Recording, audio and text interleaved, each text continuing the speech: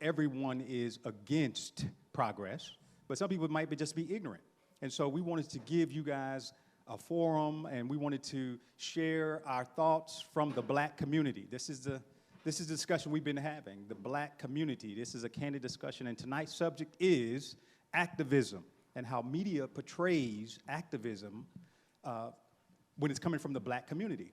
And so some think that it might be covered a little differently, and we're not talking to old heads, we're talking to young folk that hasn't been through necessarily some of the things that some of their grandparents may have been through. But there's still a sentiment, there's still a voice, there's still something that they need to share. We want to know what they think, how they feel. And so Gateway Church and Southeast Missouri State University Department Access, Equity, and Behavioral Health has come together to bring these sessions to you guys. And so we're so happy to introduce our panel. Some are rookies, but some are veterans. And so I'll start with the left. I'm gonna let these guys introduce themselves tonight. They can share their name, their level of if they're a freshman or what it is they want to share, just to share with you guys. Starting to the left here, my man, Xavier. Hello, everyone. My name is Xavier Payne. I actually just graduated this past December, got a degree in exercise science from Southeast Missouri State University. Awesome. Hello, everybody. My name is Nia Duke, and I am a sophomore at Southeast Missouri State studying social studies education and history. Excellent. Hey everybody, I'm Jay Harris. I am a sophomore at Southeast Missouri State University, and I'm studying middle school English education. Excellent. Hey everybody, my name is Daquan Evans. I'm a freshman at Southeast Missouri State, and I'm studying film and TV. Awesome, awesome. You're a perfect candidate for this subject, huh? Okay, excellent. Before we get started, I want to give a shout out to my fam at CMO NAVS. This organization is an organization that helps to prevent and to educate. NAVS stands for Network Against Sexual Violence. I'm a member of the board, and we are always looking to share this information. People don't know that it exists. But if there are young people out there that have been through some kind of sexual or physical violence, this is an organization that you can speak to. This organization will fight for you. And so if you're out there abusing children or even young people, we're coming for you. So everyone, please take a look at CMO NAVS, and if there's anything that you can do to help progress that cause, we'll look forward to hearing from you. All right? So we're going to go ahead and get started.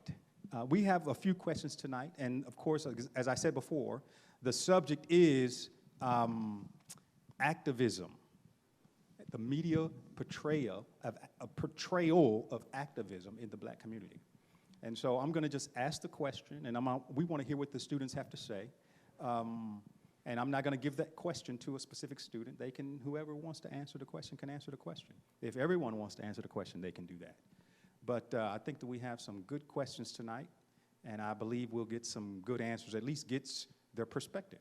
All right? First question is, and I subtitled these, and you guys online won't be able to see the question because we wanted to put the cameras on the students tonight. The first question, and I always have a category, activism versus cynicism. Some would ask, why activism? In other words, why are people protesting so much?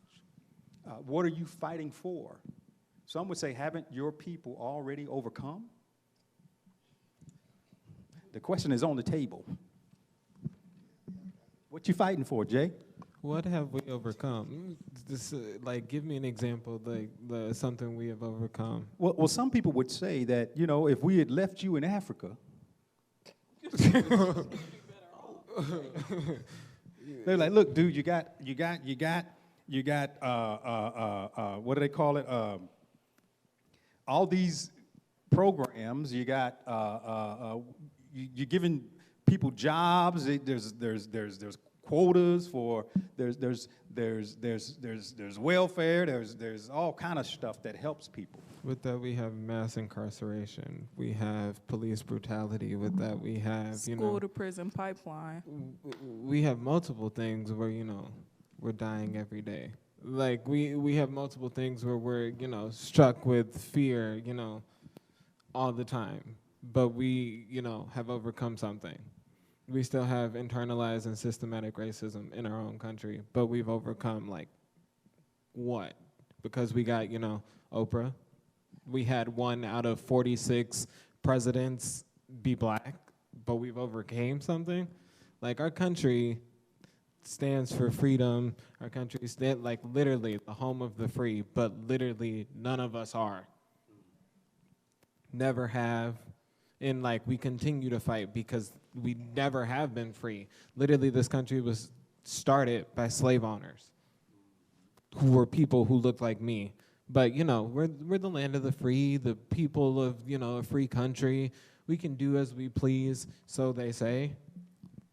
But like there are still certain rules for, black and brown people that white people don't even think about. Like there are certain things that, like, for instance, me and my neighborhood, we know that if it's 3 guys outside on the street together, that looks suspicious.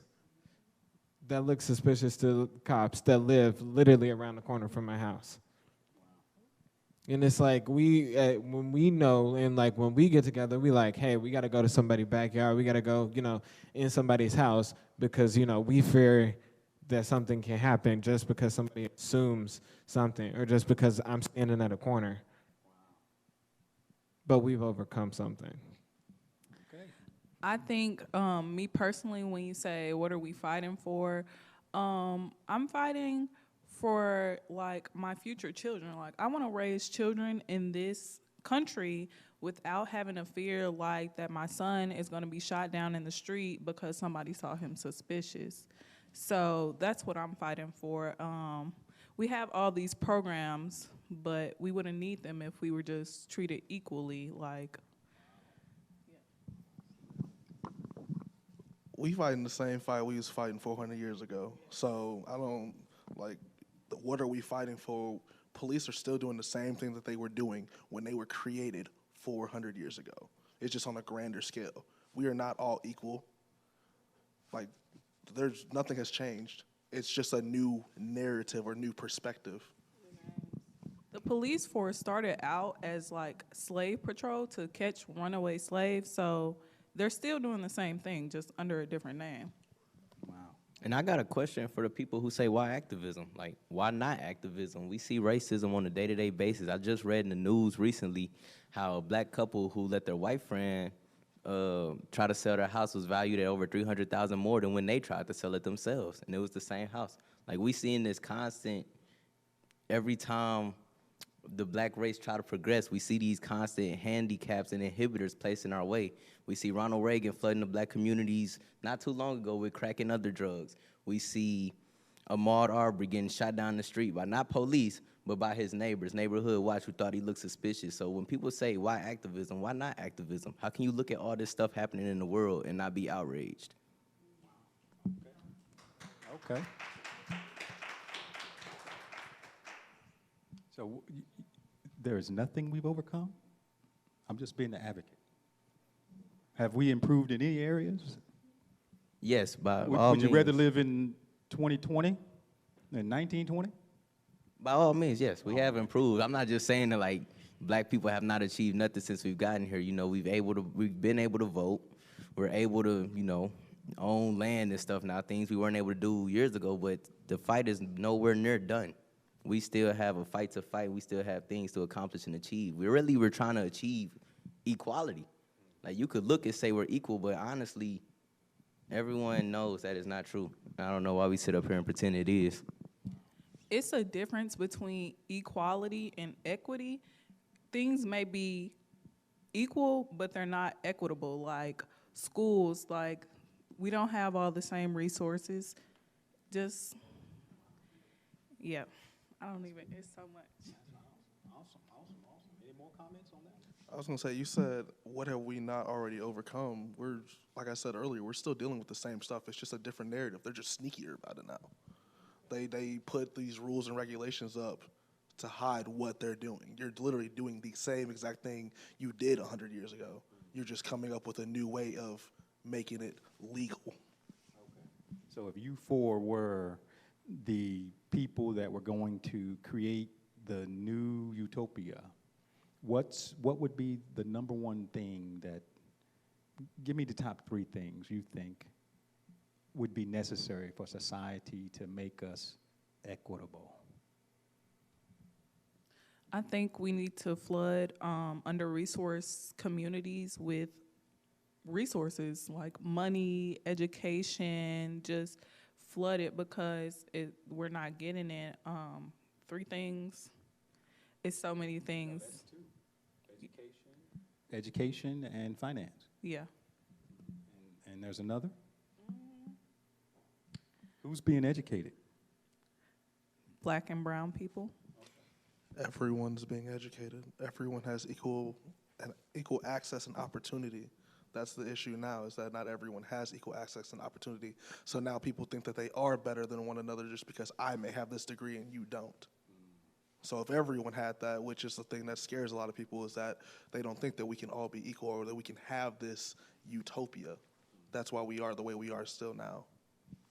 I agree with what they're saying with the more, let me see how I want to word this, with sharing resources more equally, because we see in the news all the time these heartwarming stories where like a principal picks up 2 jobs to help his students afford books. And you think like, why? Why does he have to do that?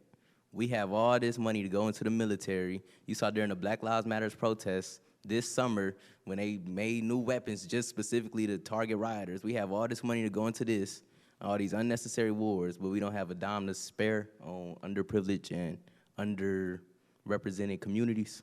I just don't agree with that. So yeah, I think that should be at the top of the list, is to spreading the resources equally, allowing everyone to have equal access and equal opportunity to the same things we're seeing across the board. Jay? I'm the same on like all of those. I think we need equality. I think we need education, and I think we definitely need resources to be spread out equally amongst everybody, because that literally is our main problem here. We're not equal. We never So, have been.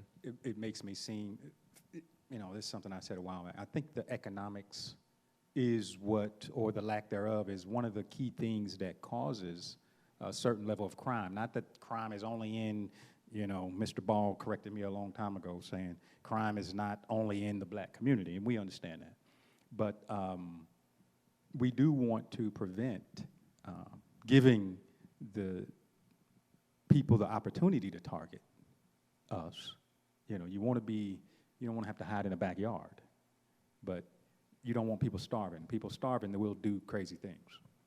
So I would think the economics would help, but that third thing would also be police reform, some kind of way, education, that these people are not all criminals. Let's go to the next question. All right, this one is called perception versus reality.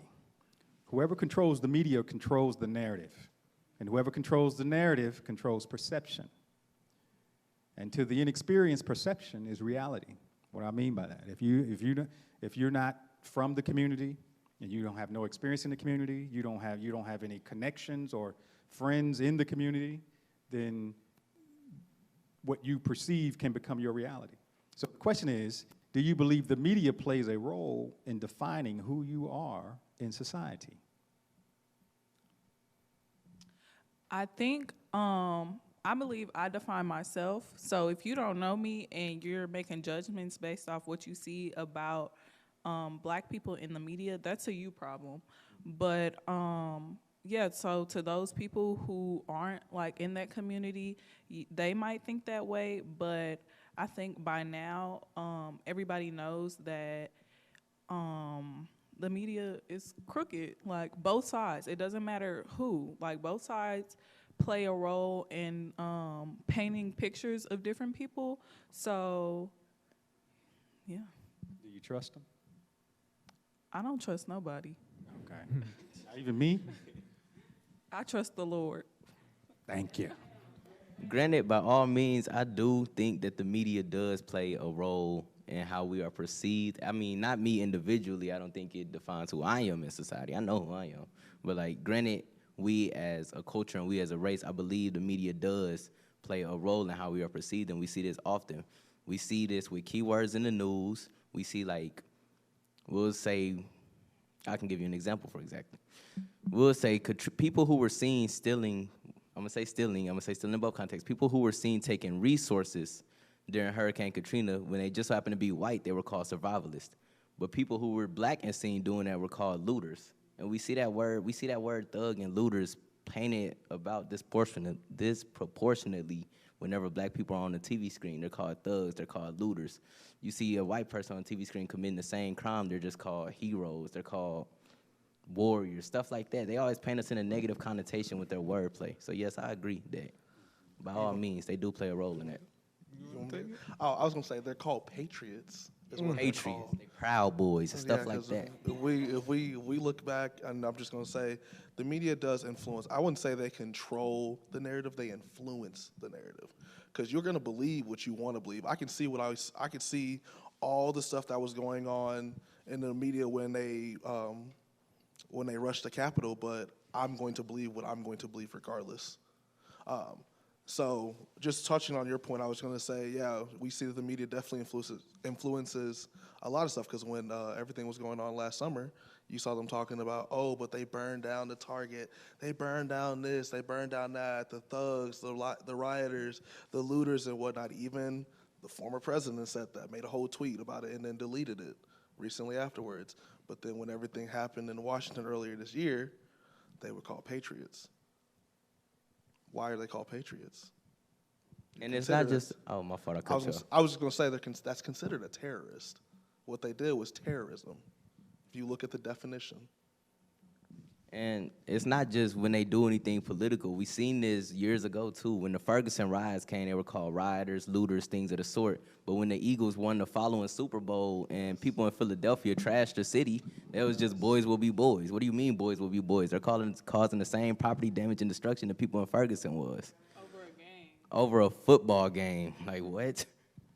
They lost or something? No, they won. Like, the Eagles won the Super Bowl and they trashed the city. I don't see how that makes sense, and how you seen police out there standing with them celebrating. I don't understand that. So it's like, it depends. When black people take charge and we try to fight for what we want, we're instantly demonized.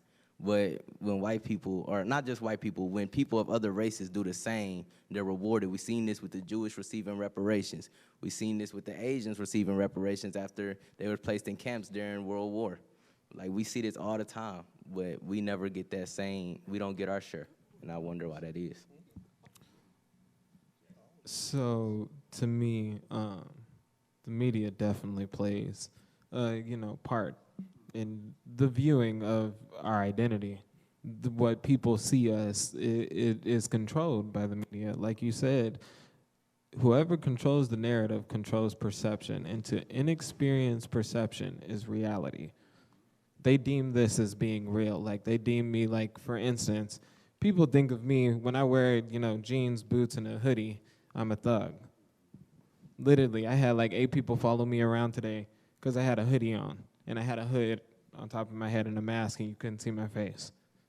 And it's not just me, making it up. It's real. Like, people follow me around, will watch, make sure, But it's just because my skin is dark and because I got a hoodie on.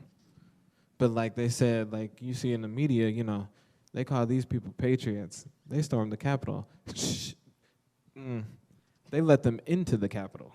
Yeah. They opened the gates. You mean to tell me y'all had literally an army standing there for Black Lives Matter, and y'all opened the gates to let these people in and called them patriots? And then they compare the two as if like they're the same.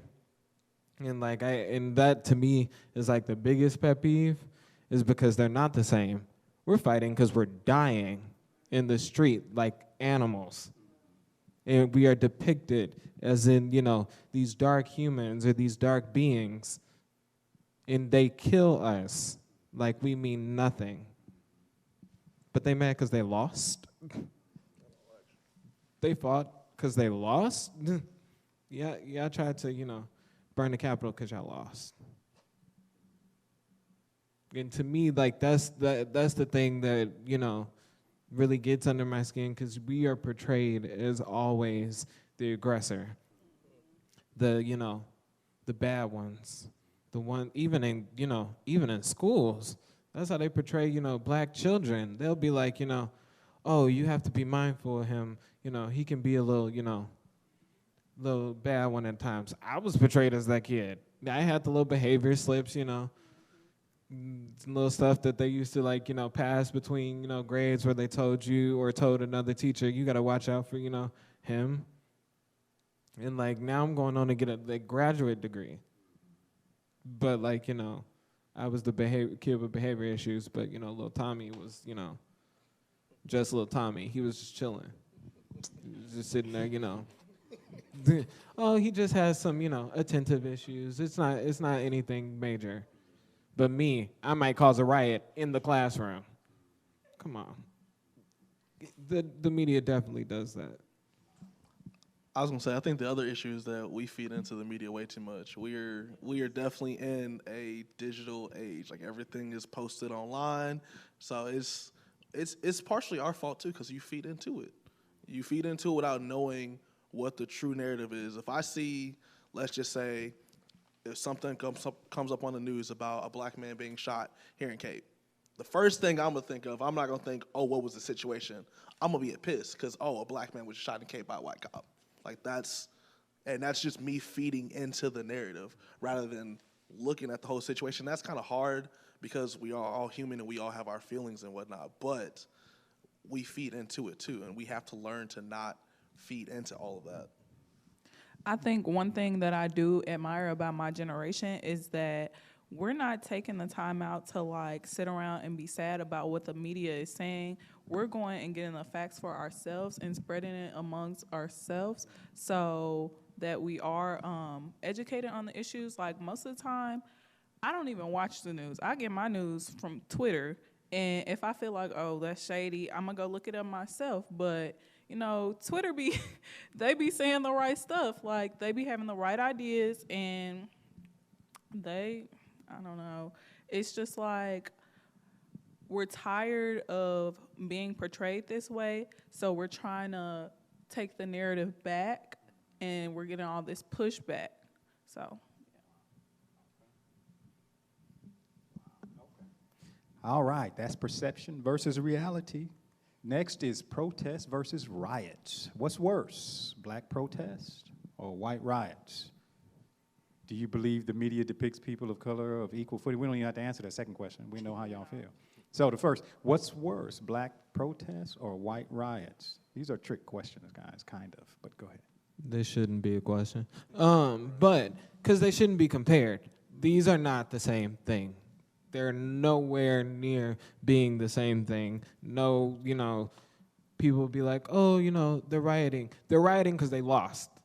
Like, they're rioting because they didn't get another, 4 years with Donald Trump. I'm going to just leave it at that. But as in black protests, we're protesting, and I mean we are protesting, whether it be, peaceful or unpeaceful, because, I say speak to the unpeacefulness of our generation.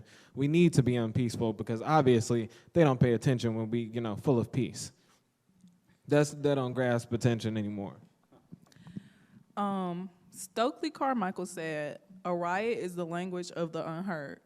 We're tired of not being heard. Like, y'all not hearing us when we marching quietly, when we protesting silently, when we doing sit-ins. So you gonna hear us when we burning down stuff, and you're gonna be mad. But you're just gonna have to be mad, and hopefully that'll wake you up to see it's something going on here, and it's not right, so. Burning down your own neighborhood store? They don't own that. We know who owned the building. Oh, okay. My thing about when people use that, we know that the real property owners of black communities are not black people. They are white people.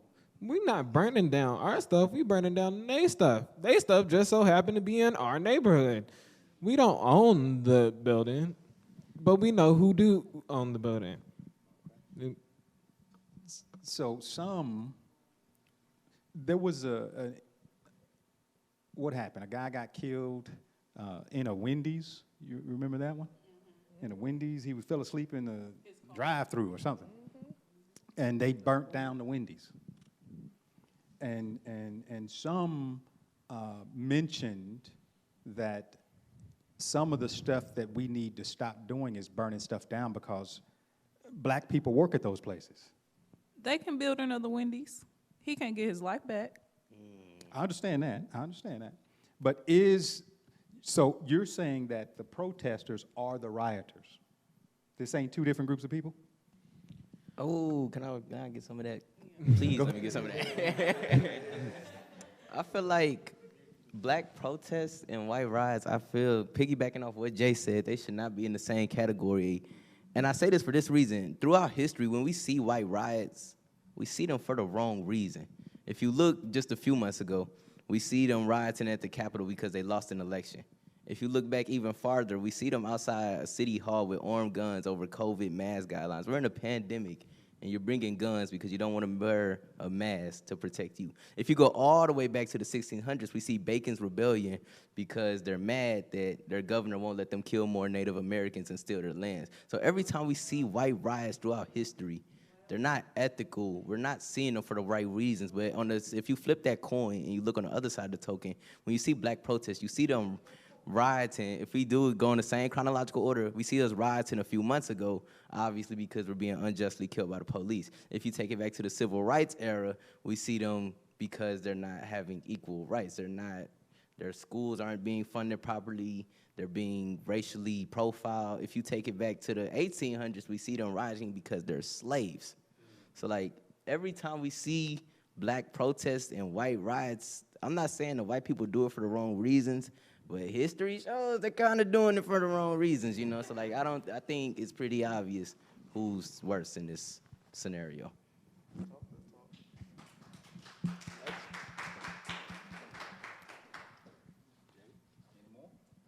That summed it up. Wasn't that good? Okay. All right. Next is bias versus riots. Here's a good question. Does bias cause riots, or does riots cause bias? Oh yeah, so I have been thinking about this all since I read this question yesterday. So these two go hand in hand. Do bias cause riots? I would say some bias can cause riots, and so let me explain that real quick. So if we look at a lot of the protests that happen, or let me rephrase that, not a lot. Let's look at the 1% of protests that happened last summer that actually did turn into riots. Most of those protests turned into riots because there were people who were undercover, paid by the police, undercover, who started those riots. So those people had a bias towards what was going on and started a riot. So then these riots were publicized on TV, making it look like Black Lives Matter and all these protests really weren't peaceful. So now all these riots are now causing bias in the community as a whole. So it's just an ongoing cycle. No matter how you look at it, there's always going to be that one person who doesn't have the same opinion as you, or they're going to have that bias, and then they're going to try to do something to rile you up. And then when you rile up, now that creates bias against you. It's just an ongoing cycle. It's a snowball effect. So your answer is, and you gave it to us, but plainly, bias cause riots. Yeah. Okay. Any other thoughts? I also agree that bias causes riots. My fault, sorry about that. But I also agree that bias does, in fact, cause riots. And once again, if we look at history, we see it. It's there. It's like right there. We see this with the CIA infiltrating the Black Panthers. His security guard, the leader, man, like the leader of the Black Panther security guard was a CIA informant who poisoned him right before he was murdered. Like, we see that. We see them infiltrating the Black Lives Matter movements, my fault, not riots, protests, I feel is a better word. And they're the ones who's causing the damage. We have all this video, and I'm glad we live in a digital age because we're getting this on camera now. Right. We have all these video proof, if you want to search for it, to see that these are police officers who are initiating the combats. These are undercover police officers who are causing the property damage, and then the riots ensue. We see this time and time again. So no, I don't believe riots cause bias, because you got to think, no one just wakes up and decides they want to riot one day. You have to give them a reason. Yeah. So no, I don't agree that riots cause bias. I agree that bias, in fact, causes riots. So I'm gonna add on just to a little bit of the facts. I don't know if any of you guys heard in the news recently about that police officer who came clean that he was yes. That's an example right there. You had a different viewpoint than that man, and you helped assist in the aid of his killing. Same thing with Martin Luther. You had a different opinion, and look what happened. It's there. Bias will cause it all the time. Just because someone has a different viewpoint, it just takes one person to start it. And let me get some of that right before you start again. And don't even get them mistaken. You don't even have to have a different viewpoint. You can literally just be black. We see this in the case of Emmett Till, just a young teenage man who walks into a store, goes about his business. Later that night, he gets lynched and killed. Why? Because some white girlfriend who had a bias against him lied and said he wolf whistled at her. And then she came clean years later, and nothing happened. We see this time and time again. I'm gonna say they, and you get to decide who I'm talking about, but they always come clean years later with no repercussions. Whereas, let that shoe would have been on a different foot, I would have got somebody killed, came clean years later and said, yeah, he was innocent. Oh, I'm in handcuffs. I'm in jail the same day. And I feel like we don't get that. Or I'm dead. I might not even make it to the cell. They done magically found a gun on me.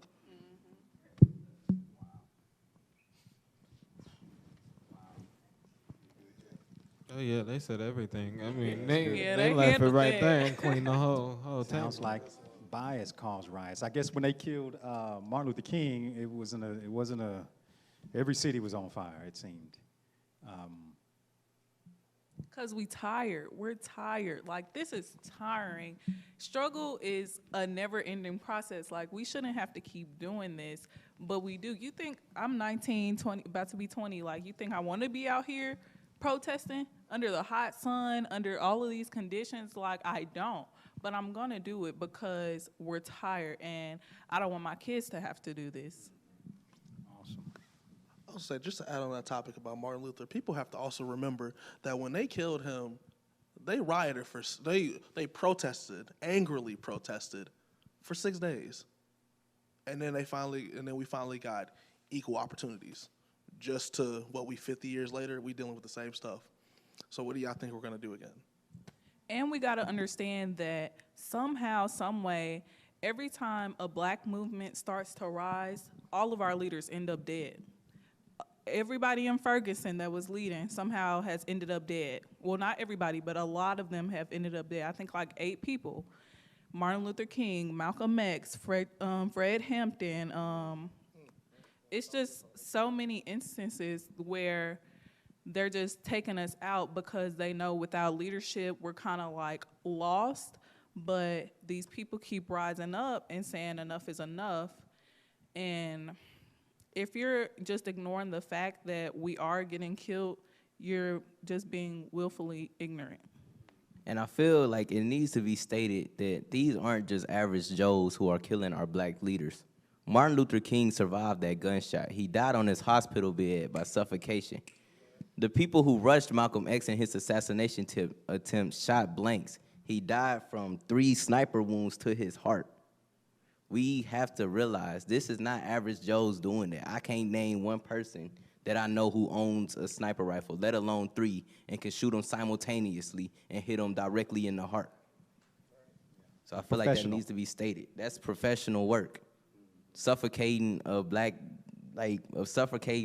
leader on his hospital bed while he's dying just to ensure that he's dead, that's professional work. And that's bias. You're doing that because you're biased, which led to the riots of every city being on fire, as you said earlier, after Martin Luther King died.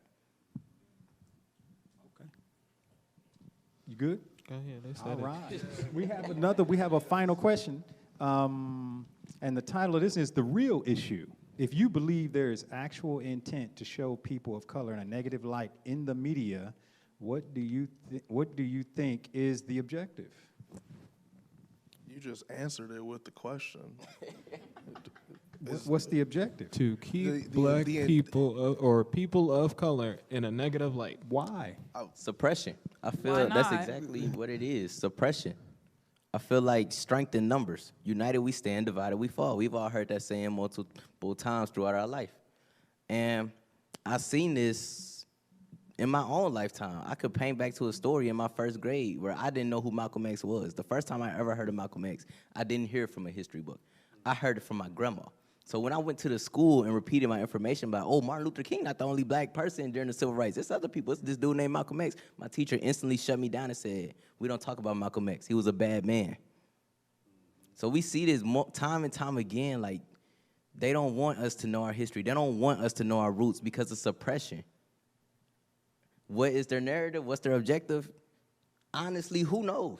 I mean, I feel like at this point, we done seen certain people do some crazy stuff till we at the point where like, bro, I don't know what they trying to accomplish. I just, we just want equity. I believe, like, if that's all you putting out about people of color, that we're bad people, we're thieves, and black men are rapists, and that's all we're seeing, at some point, we're going to start, like, taking that in, and, like, in our communities, like, black men can feel like they can't get out. So that's one of the objectives, like, pushing this narrative that this is all you can be, this is all you'll ever be. So, yeah. Is the objective to keep us enslaved. They have kept us enslaved for centuries. We started this country enslaved. And now that, we now are realizing that, because, they used to tell slaves, God wants you to be a slave. God has chosen for you to be a slave. That's why you're a slave. Like, when you think about that, like, literally, people believed that, it was their right to be a slave. They are still trying to keep us enslaved, and they do it through the media and how they view, how they portray black people. They're trying to make us, fear each other. First off, they're trying to make us fear each other to where, we can't even trust each other anymore. People have to, question, wait, I don't know, if I can even be around him because of, whatever's happening in the neighborhood, whatever's happening in the community. It's a way for them to keep us under control and under wraps and, to keep us enslaved. Oh, I'm getting ready to get y'all. I'm getting ready to get you, especially you getting ready to make movies and whatnot. Wakanda is the baddest city on the planet. They got vibranium. They got the smartest. They got the technology. They got the healing. They can create arms. They can do technology. Why is the Black Panther and the city that he rules the baddest city ever out of all Marvel stories? I mean, if you want to look at it canonically, like, the meteorite No, that's kind of the media. The media put Black Panther out there. I mean, and all black people was proud. You got to After look how at the many years, though? You got to look at the history of who Black Panther is as a character.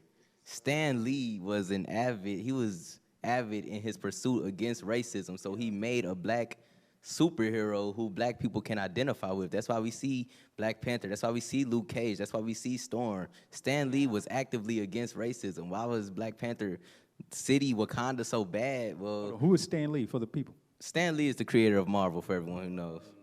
And Rest in peace. rest in peace, Stan Lee.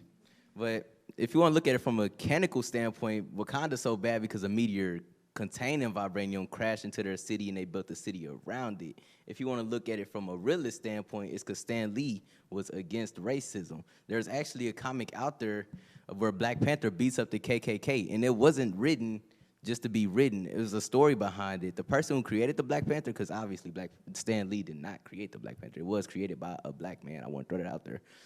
His boss told him that, hey, it needs to be more white people in the Black Panther comics. And that's another thing. I feel like that's a topic on its own of how every time black people have their own thing going, they somehow have to integrate into it. That's a different story. Let's not get into that. So in response to him wanting more white people in Black Panther comics, he beat up the KKK.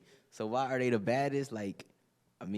Because racism is bad. Like, they want to show that black people can be strong too.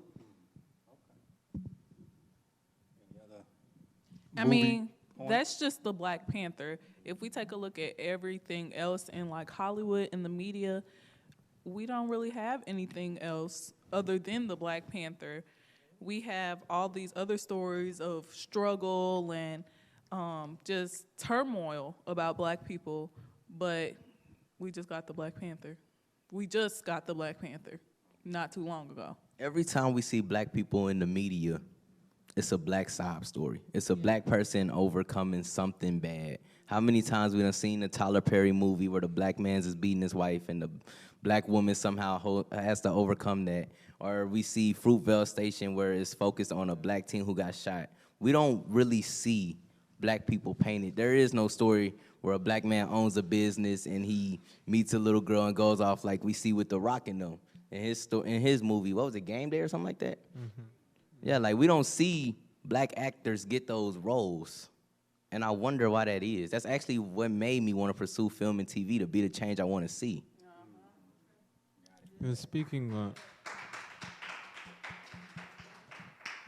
speaking on black roles and black films, I still to this day have never seen a white thug with neck tattoos. Every thug ever portrayed in any TV show has to be black or a person of color with neck tattoos all over their body, you know, all this other stuff. We don't see, you know, but you see a white man as a CEO. You see a white man and, you know, because it's the first movie that popped in my head, but you see a white man in 50 Shades of Grey as, you know, CEO owning the helicopter.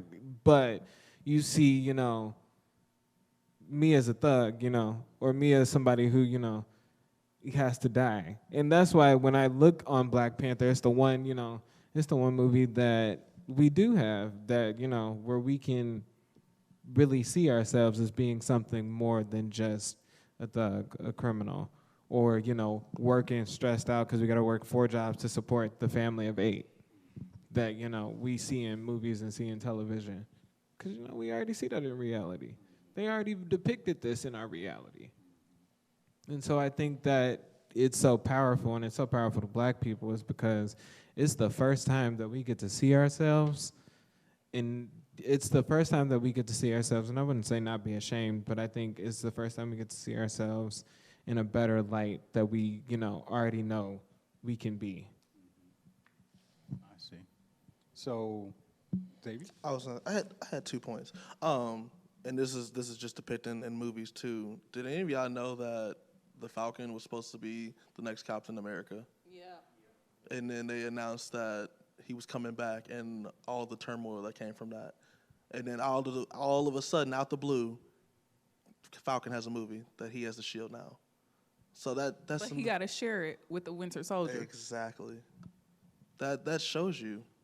And I'm just gonna go back to the point that I mentioned earlier. This is literally, it's just modern day slavery.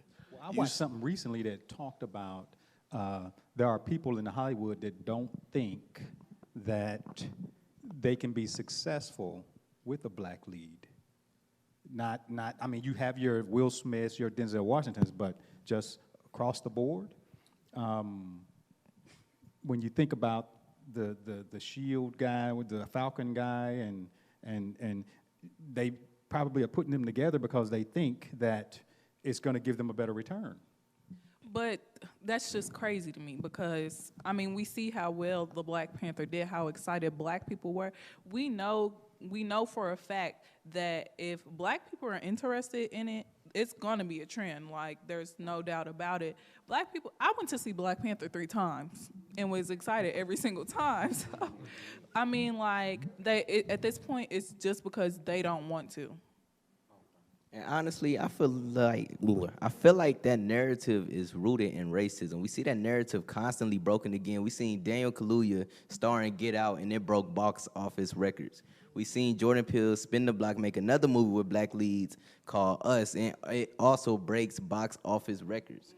So, like, granted, it doesn't matter if the lead is black, white, green, or blue. If the story is good, people gonna come to support it. And if the story is good and it has a minority, I feel like that's really gonna bring out the other crowds because people get tired of the same old, same old. So when you're willing to make changes and stuff like that, people are gonna come out and support it. Speaking of Daniel Kaluuya, before I let you, I'm sorry, I know I cut somebody off, I'm sorry. Speaking of Daniel Kaluuya, and I'm just gonna go out on the inference that everybody in this room has seen Get Out by now. And we know how well he did, we know how well he carried that movie. He was not invited to the opening day party. To the premiere. Like, Daniel Kaluuya was not invited to the Get Out premiere. So we see racism in Hollywood in modern day. And when asked why he didn't speak out about it, he was just like, it is what it is. Who gonna listen? He was gonna be labeled another Lakeith Stanfield, just, oh, he just black, let the money get to him, and now he crazy. And we see that narrative painted often. Every time a black person wants to speak out about the injustice, they're like, they paint it off as, well, ain't you rich? We see LeBron want to speak out about issues. Aren't you rich? We Shut see up and Daniel dribble. Kaluuya want to, shut up and dribble. We see Dan Kaluuya, he just like, whatever. We see Lakeith Stanfield, they end up painting him as crazy. So every time we see this in film, it's just, I don't know, I feel like Hollywood is racist. So to even have that narrative that you can't have a black lead just proves my point. Because we see that it's not true at all. We see that when there's a black lead that has the potential to do well if the story is well written enough. And then not only that, it's not just in Hollywood, it's in the music industry. It's in the entertainment industry. I'm still mad. The Weeknd didn't get no Grammys. This man had the #1 song, and not only that, the #1 album for literally record, charting numbers. Like Dude that did the like- Super Bowl. Yeah, like Okay. he just had a whole Super Bowl performance, and people are like, people saying what they say because that's what people do, but like he got nothing, like nothing. But Taylor Swift got like how many Grammy nominations? 12. I ain't heard a Taylor Swift song since middle school. Thank you. And it's not just recently. It's like if you look back a few years, the Grammy robbed Kendrick Lamar of a Grammy and gave it to Macklemore. Like, what? Not only that, they robbed Beyonce and gave it to Adele. And Adele talked about how Beyonce should have won the Grammy. But we still, we view it, and people still are like, oh, but it's the Academy. Oh, this stuff just happens.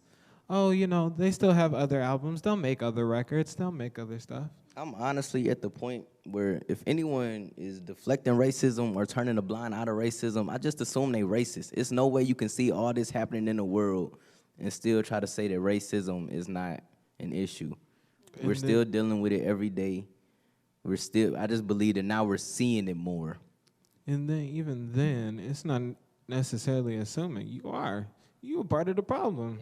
If you are not working to change the problem, and you are turning a blind eye to the problem, you are a part of the problem, causing you to be a racist. Comes back into his body. It's not him and his body. It's a white girl. Like, So this is the point I'm trying to make here as well. If you guys go deeper, the real issue. What is the real issue? Snapchat. what can a 70-year-old white man tell me about? What can a Mitch 70-year-old? McConnell is decaying right before our eyes. Like, Yeah. it doesn't make His sense hands to me. purple, bro. Like purple. Like, give it up. Wow. So how many white people you think voted for Obama? They voted for Obama. It's too many white people. It's too many white people out here that think because they voted for Obama that they're not racist, and that's not the case.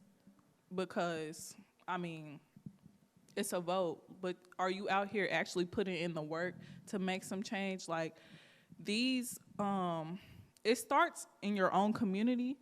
So if you're not doing stuff in your community, that presidential vote, not that it doesn't matter, but it's not doing much for me right now.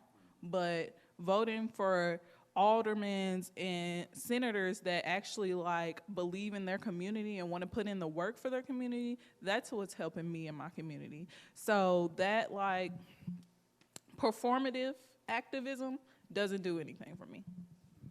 Granted, I'm finna ruffle some feathers with this one. This is a candid conversation. When you say how many people voted for Obama, how many white people, so what? They elected a token Negro. Yeah. Obama in 2012, fact check me if I'm wrong. Please don't mind telling me. He threatened to boycott, I forget the name of it, it'll lose me, but he threatened to boycott a NATO meeting, I forgot, whatever it's called, when all the countries come together, that meeting. He threatened to have the U.S. boycott it if they tried to push forward a bill that allows black people to receive reparations in 2012. So granted, yeah, you voted for a black person, but he's pushing y'all white agenda. So who cares how many white people voted for Obama, in my opinion? He's a token Negro, in my opinion, of course. To me, it's sort of, to me, I think it's kind of ignorant to think that, you know, putting a paper ballot in a machine is activism.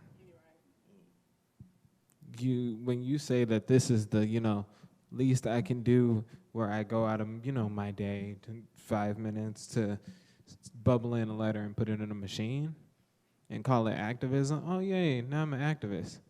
You have done nothing. Nothing. Like ultimately, like that's my biggest thing when it comes down to people when they're like, you know, oh well, I voted for Obama, but did you vote for Trump when Trump, you know, running?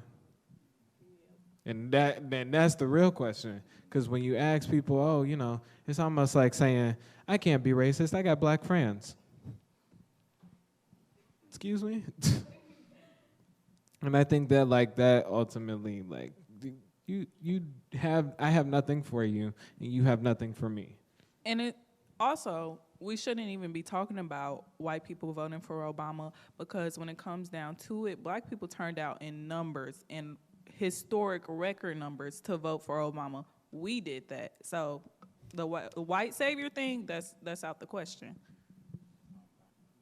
Yeah, and to speak think on and to speak on that, yeah, like she said, I can't get behind the mindset of, oh yeah, I voted for Obama, but you ain't solely get him in office. Like Nia said, we did that. We came out, we turned out, and we still turned out on this election, and y'all lost again.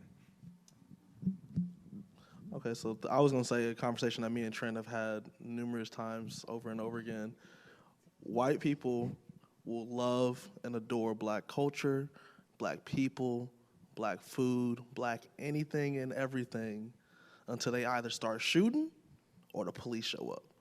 So yes, white people did show up and may have voted for Obama, but when it comes to actual activism, what are y'all really doing? And I'm just gonna share like a personal story. I got pulled over once. Me and my friend were driving back from Memphis, and I got pulled over, and it was a white cop, and he put a gun in my face. And my white friend got out the car and got in front of that bullet and was willing to take a bullet. Like, what's you see it, and you can even see it last summer. The actual white allies that were there, getting in front. You saw those, and it was crazy. As you see those police, they didn't attack him. A white girl got on top of a black boy to prevent the cops from yanking him away. Those are the white people I'm looking for. I don't care if you voted for Obama. What are you doing to help me? Are you really gonna be there to take a bullet, per se? Are you willing to take my pain, my suffering, my struggle? If you're not willing to do that, I can't consider you an ally. You can talk the talk all you want. Actions speak louder than words. Yep. I agree with that. I feel like a wise man once said, well, Lil Wayne once said, real G's move in silence. Like Lil Wayne said, real G's move in silence, like lasagna. And I agree with that because like, hey, I mean, cause listen, if you telling me you voted for Obama, then what are you trying to prove to me? Prove to me through your actions. I live from Missouri, the show me state. We see this with Bernie Sanders, for example. Bernie Sanders was out there getting arrested with civil rioters, and we've never once heard him get on the floor of the U.S. Congress and bring it up. Right. But I see that picture get circled time and time again. Your actions will always speak louder than your words. You can say what you want, but if you're not living accordingly, it's always gonna show. And even like talking about our current president, like I just feel like everything is performative. Like you're not really doing anything for us, but just trying to grab this black vote. You said, oh, we're gonna cancel student loans, we're gonna do this and that, but now you in office and you're like, oh, that's not a priority, we're gonna put this money into early education. But like he said earlier, all this money is going into the military. Why can't both of them be a priority? It's just, yeah. Okay. Go ahead, Jay. To kind of answer that question about like why can't both be a priority, we're still trying to remain in power. White people are still trying to remain in power.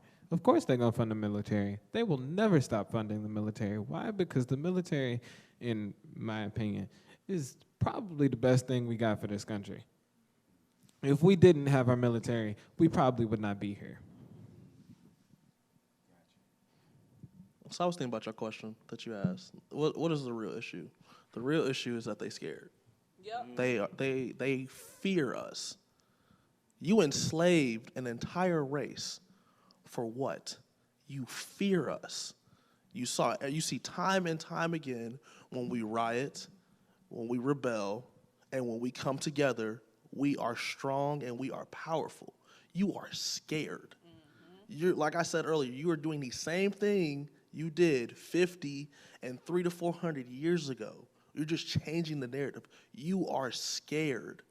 You're worried that the white man will no longer be the dominant race. That's what it is. And if you scared, you can be scared. Be scared. Because we walk around scared every day. I was about to say you should be scared. You afraid, man? My thing is, like, you should be worried about us protesting and rioting. Like, that's not the worst we could do. Because we're angry and, like, we're tired and it's been going on for so long. And you mad about us protesting when we could burn all of these cities down. If we wanted revenge, we would have had it. This country was built off the backs of slaves, of enslaved black people. So, I mean, it's ours. This is ours. And granted, they have good reason to be scared. We see this throughout sports. The best player in the NBA is black as of now. The best boxer to ever box is black as of now. The best golf player even is black as of now. When black people show up and we put our hand in the pot, we dominate. And I believe what's the objective, as what he said, they're scared. They're scared. They see our potential. They know what we are capable of, and they're scared of it. They cowards. I will say on that same note of them being scared, we have to be mindful and cognizant of that, though. Because think about what people do, some crazy things when they scared. When you are driven into a corner, you're going to do some crazy things to survive.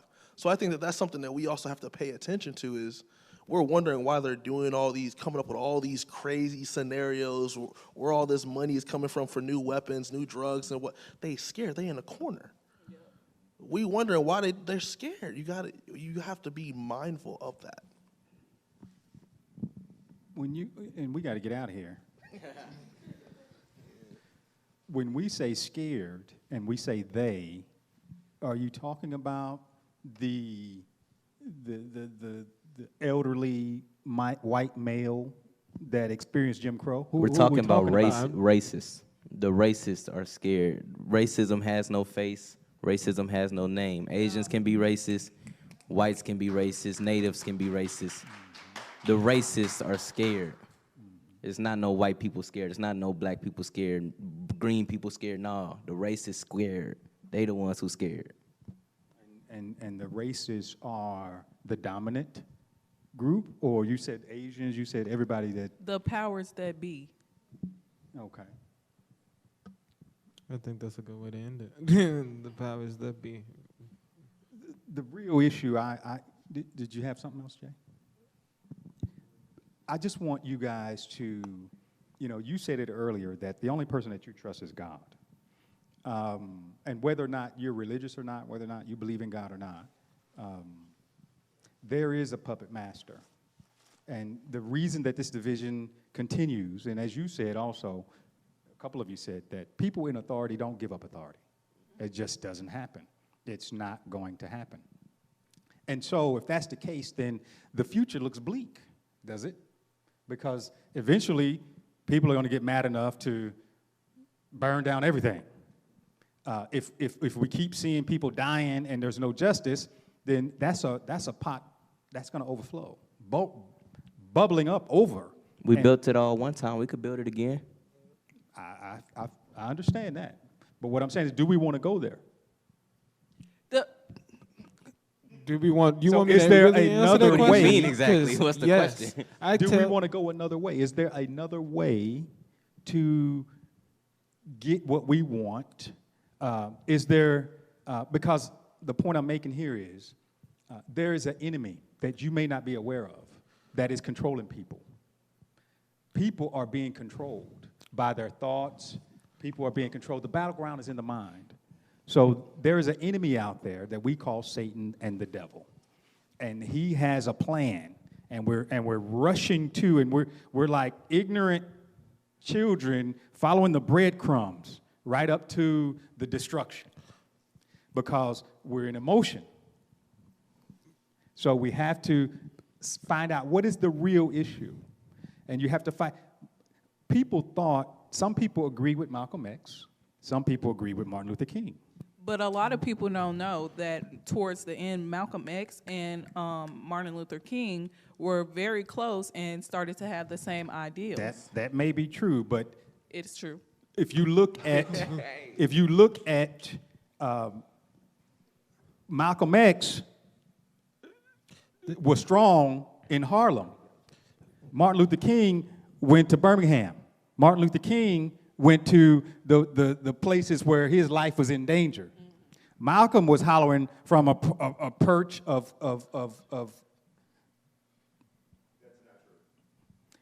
Granted, I don't see, Malcolm wasn't marching. Now, I'm not against Malcolm. He benefited the cause. I got a question for you. Like, you've been asking us questions all night. I want to flip the coin. Okay. So you say that we are potentially we're walking into the devil's trap. We're eating up the breadcrumbs. Are we eating up the devil's breadcrumbs, or are we eating up God's breadcrumbs? What separates us from idiocy to warriors? Where do you draw the line at? How do you know that how you know we're going into his breadcrumbs? How you know I'm not going to his breadcrumbs? Because I was like, not even that. I had a question too. So you're asking us whether we are going to retaliate, or whatever better word you want to use, rebel, retaliate, protest, fight back. You're asking us, would we rather stay living in the current hell that we're living in, or are we going to change that, or attempt to change that? And That it's not like we haven't tried peacefully trying this. We've seen Kaepernick kneel on the field just to get blackballed and swarmed with insults. what's missing. And if we look at the Bible, if we talking about God, in Egypt, they were slaves. Exactly. And you're gonna get tired of being a slave at some point. Pharaoh didn't want to let them go, but they kept on fighting. So I'm gonna keep on fighting, whether or not it leads to plagues, buildings burning down. But until we're free, until everyone is free, no one is truly free. And you talk about God, I feel like we see that theme in the Bible too. People fight to their end. We seen Samuel get his hair cut. That was his name, I'm pretty sure, right? Yeah, we seen Samuel get his hair cut. Samson, my fault. I knew it was right. We seen Samson get his hair cut, and he didn't lay on the ground. He pushed the Colosseum down and took everyone with him. We fight till our last breath. It's human instinct. If there's a God, whoever you believe in, someone above us has obviously instilled that inside us that we must fight for what we want. We must fight for change. Change is not going to come. And this is not just change. This is anything in your life. You're not going to get nothing in your life by sitting on your ass. I mean, granted, pardon my French. I'm sorry about that. You're not going to get anything you want in life by just sitting down and waiting for it to come. Negotiations where they control the narrative and whatever you say fall on deaf ears. We in the show me state. Like, we showing them. And not only that, we got to stop making black people out to have to be these holy, peaceful and, graceful people. No, I want to be mad. I have a right to be mad. We got rights to, light the light cities up. We got rights to burn buildings. We got rights to, fight to the very end because we're dying. You can't tell me I am walking peacefully into my death. Right. And I am not, I'm not peacefully dying. Like, I'm not on a hospital bed, surrounded by family 80 years from now. I'm dying in the middle of a street with a gun pointed in my face, or I'm laying lifeless for hours. Not minutes, not seconds, no, hours. As if I am roadkill. But you want me to be peaceful? I think everybody should be mad. If you're not angered by this, it's just like, I don't understand, because this is scary. Like, this is the life we live. Like, I am scared to, like, when I was pulled over, I just burst out in tears. I had to call my mom, because, like, you don't know if that's going to be the last time you hear from somebody. Like, you just never know. So I'm angry because I don't want to have to keep doing this. I'm gonna just ask one more time. Are you asking us if we want to continue living the sermon, or do we want to change it? I'm asking you that question. What was the question? Living the sermon? you Yes. said? Do you want to What- continue The point living? I'm trying to make, I'm trying to plant another seed, because it sounds like your it's coming from one source, and it's an emotional one. When I contrasted Martin and Malcolm, Martin did get progress as well, but he didn't use emotion and retaliation to do it. Even Gandhi, right? The things that Gandhi was racist. They both so got the same I end understand. result. Like, they both got killed by the They U.S. did, they government. did. It don't matter if we But what peaceful I'm or saying fighting. They're is- gonna kill us either way. just for a second, if you can imagine for a second, and just say what I'm saying is true. Let's just Okay, I got Okay, a go. question. So let's say we wipe emotion out of it. Let's take our, emotions and feelings and all that stuff out of it. So tell me, do you view a black man, and this is, without, just bias of being a black man. I'm not saying or I don't get Or emotional. not even a black man. How about this? We won't even say, we won't even depict who it is. You view a human getting killed unjustly. You watch on the media a human, not, a black man, not a white man, not women, not just a human being viewed, because you wipe away all the bias as you can, but as humans, and you say, oh, that was peace, or we need to, be peaceful about this. We need to go about this peacefully. There's nothing that can make me go about any of that peacefully. And it's a human. I am a human. The people who have died are humans. They were humans. And wiping away that whole personal bias, we should have, because as humans we have emotions, and even though, it's just a natural state, we should have that compassion as humans and as people, because we all bleed the same. We all red inside. But the problem is they don't see us as humans. That's the problem. They don't see us as humans, so they don't have that compassion for us. They don't. And this is why we got to get mad. We got to be unpeaceful. And I get what you're saying about, how it may seem, how it may seem for us to, we might not be doing the godliest thing or the godliest way, but if we make an effort and if we make an effect, and if God has granted me the ability to do it, because my thing is this, I feel that if God didn't want it to happen, he wouldn't have made it a thing. It wouldn't have been created, because God is the all-knowing, and God has created everything. If God did not have a reason for it to, be created and it to be instilled in me, then why is it here? It's here because God put it in me for it to be, for it to be there. He lit the fire in each of us sitting up here for that, fire or that, rebellion or revolution to be there. and even fire has to be controlled, right? For it to be beneficial. Otherwise, it's just wild and destroys. So I think that you mentioned that Israel was slaves. God fought for them. They didn't ever leave their tents. From slavery on up until today, the reason that what you guys would consider the little progress that we have from then till now, whether you realize it or not, or even would accept it or not, is because somebody had a relationship with God. I mentioned this last time. So we can continue to try to pull it off ourselves, or we can do what history and even history in the Bible has showed us what causes progress. And as I that is said- the man having a faith without relationship. works is dead, though. Yeah. I'm not against protest. I'm not against standing up. And I got very angry with everything that I saw on television as well. But I can't be led by that anger. So Martin was in there with Lyndon Johnson when they got the Civil Rights Bill passed. Malcolm wasn't in there. There is certain things that you can do when God is on your side with diplomacy that you cannot do with fire and anger and pillaging or whatever we allow our emotions to come out. We can be angry. Why can't we do both? Yeah, and I believe that God, going off what you said, flipping the coin, I believe God does fight, but God also uses vessels to fight. That's why he didn't just close the river himself. He had Moses extend the rod. That's right. He didn't knock the Colosseum down himself. He had Samson push it.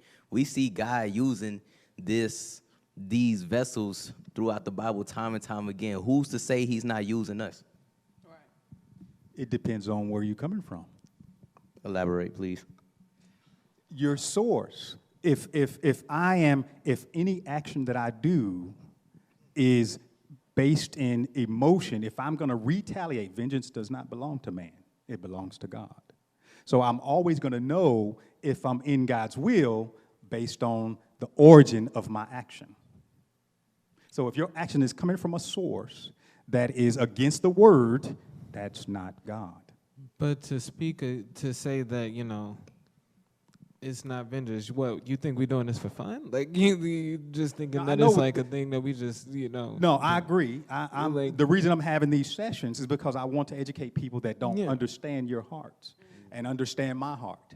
Because there's people out here that I have conversations with all the time that are just ignorant or racist, and they need to know.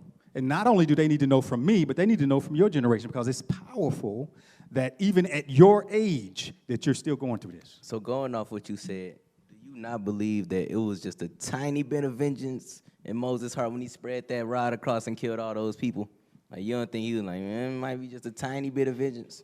No, he was obeying God. Who said- God told him to do that. And I think So if that God is telling you to do that, and if God is speaking to you, you have a relationship with him, you had a dream, a vision, or whatever it was, and he said, look, this is what, like he told David, he said, kill them all. He told Israel, go into the promised land, kill them all, babies, kids, animals. So who are we to say and know, looking from the outside in, that God not telling these people to burn that Wendy's down? That God not telling these people to go stand in these streets? That God not telling these people to go do all the things they're doing? How do we know from an outside perspective looking in? Because we're not God. So how can we look at these people and see them doing the right things and try to disconcert their movement just because we unsure of what God says? It's not, how do we know that God didn't say this? How do we know that God don't want us to do this? And even on that note, listening to everything you've just said, then what is God's will for us to handle this? Do you have the answer? Exactly. That's That's what the I'm- point I'm getting to. The leader, you said it earlier, they keep killing them. Malcolm, Martin was leaders. They were giving vision. They were giving direction. People agreed with that vision and followed and supported. Who is that person today? I feel like throughout history, we learn from our mistakes. So we see that every time we have an independent leader, they kill him. So we're going to all lead together, Yeah. and they just going to have to take us out. All right, that's good. It's a good conversation. I just don't want y'all to be so angry and hit somebody. Well, and I see you so on the news because with- you react. Why are you in the store with your hood on? Was it cold in there? See, with that, we sometimes have to get that angry though. Like when we see people, It's okay to be using- angry. Yes, and it's a good thing to be angry, but at the same time, we all have the right to be this angry. Y'all have been killing us for centuries. And not only that, y'all have enslaved us for centuries. You've enslaved a race for centuries. And my thing is, when we tell each other to, oh, don't get so angry, or oh, don't get so mad, we're only helping them. They are literally, this is So what they don't want. Misconstrue. I've never We're- said not to be angry. Yeah. What I'm saying is, what are you doing with it? Make sure that what you're doing with that anger, because all you guys are intelligent, all you guys have ideas. I'm taking my anger and I'm taking everything that I've learned, because a lot of the stuff that I have learned about like the civil rights movement and Black history did not come from my schools, because they are owned by the, I don't know how to, the powers that be. A lot of that stuff I had to learn by myself. So that makes me angry. So I'm going to take all of that stuff that I learned and my anger and fight for what I know is right. Okay, but is it really anger or is it passion though? Yeah. Hey, good point. Good point. Good they- point. It's okay Anger to be is- angry. It's okay to be passionate. That's my okay. question. So is it really truly anger though? Is it really truly anger that fuels us, or is it passion for us? Is it our passion What's to the want to be difference between equal? anger and What passion? is the difference What is between? where do you draw the what- line? Yeah, what is the difference between the anger and passion? What separates those two? What you do with those emotions. Can you elaborate like on that statement? If you're, it's okay to be angry. It's not a bad thing to be angry. Passionate is you feel strongly about a subject. Anger has more of a vengeance associated with it. So you can I have think a rage. going back to that, Anger has a negative connotation, but passion has a positive connotation. So I what- think going back to that whole bias question, when we see Black people protesting, we're like, oh, they're angry. But when we see white people rioting, oh, they're passionate about their country. No, we're passionate about not being killed in the street. They're angry because they lost an election. So, yeah. And then not only just that, we're passionate about our lives. We're not just passionate about dying in the street. We're passionate about having equal pay. We're passionate about mass incarceration. We're passionate about, under-resourced neighborhoods and cities and things like that where, lower class Black people live in that, we cannot fix, or that we somehow, our government somehow just doesn't fund money there. We're passionate about the fact that you can find $5 stores, in liquor stores in Black neighborhoods, but you can't find any in St. Charles. You can't find any in this, a beautiful, suburban white city, But then, they put us in lower class, lower income neighborhoods, and those are the things we're fighting for. We're passionate and we're angry, and I think our anger, I think our anger fuels our passion into, marching, into, fighting, and whether it be physical, verbal, or, whatever it may be. I'm gonna let y'all decide, we have to be passionate because it's our lives. I think when it comes down to it, this is a fight for, like he said, our lives, and you're gonna have to pick a side. You're either gonna do it, you're gonna sit back and you're gonna be quiet and you're just gonna let them kill you, or you're gonna stand up and they might just have to kill us. But at Either least way, they gonna kill I'd you. rather Like, you gonna stand for die something regardless. than They gonna fall kill for you. nothing. Might as well go out fighting. If they're gonna kill us regardless, they killed Martin, he was peaceful. They killed Malcolm, he fought. If the end result the same, I'm gonna do what I want to do. I know where it ends. Like, let's just be honest here. And no matter if I went down there and kneeled, you was gonna shoot me in the head. No matter if I stole on 3 people, you gonna shoot me in the head. Okay, well, I might as well give you a show. Or give you a fight at least. At least go down with a fight. I don't want to go down without nothing. I'm going down with a fight. It's gonna. My thing, I'm like, you gonna work for this. You want this, you gonna work for it. Okay. Wow. Okay, this is good. Come on, give these panelists a hand, guys. This is excellent conversation, candid conversation. I want to give each one of them a real 60-second summary of any thoughts you want to leave the world with. To my young people, to my old people, to my generation, and just to my people in general, and you can take that how you take it. Keep fighting. Keep having a drive to, make a change in this world. Because like they said, no matter what, our lives are at stake. Our lives have our lives have never, like that fact has never changed. Our lives are at stake. So if you don't got nothing to lose, go for it. Same as Jay. Keep fighting.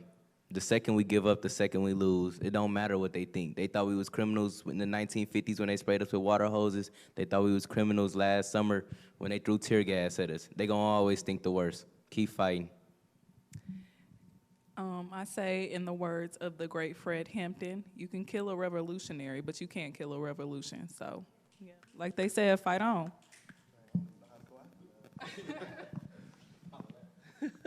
Don't believe everything you see in the media.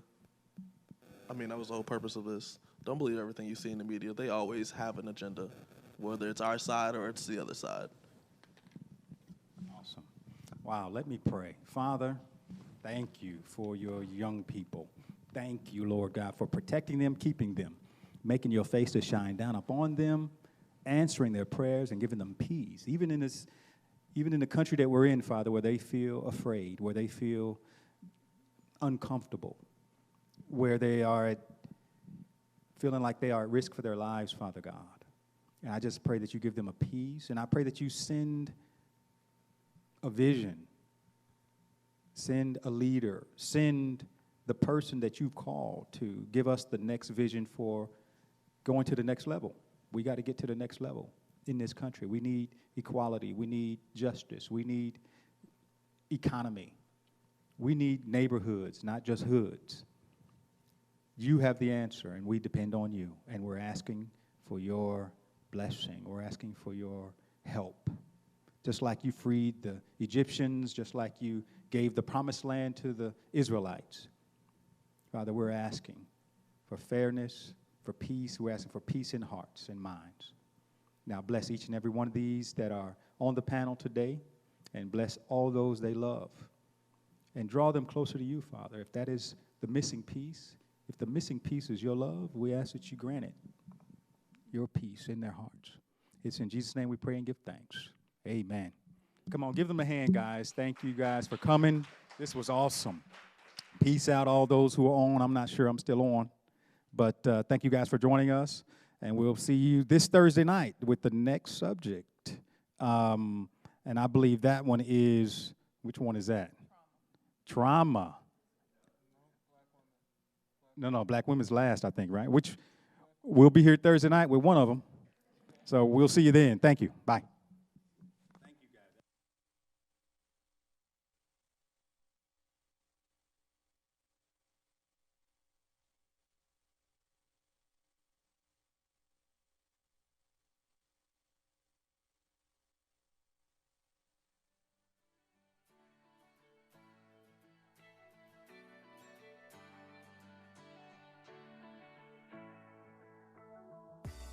I watch the game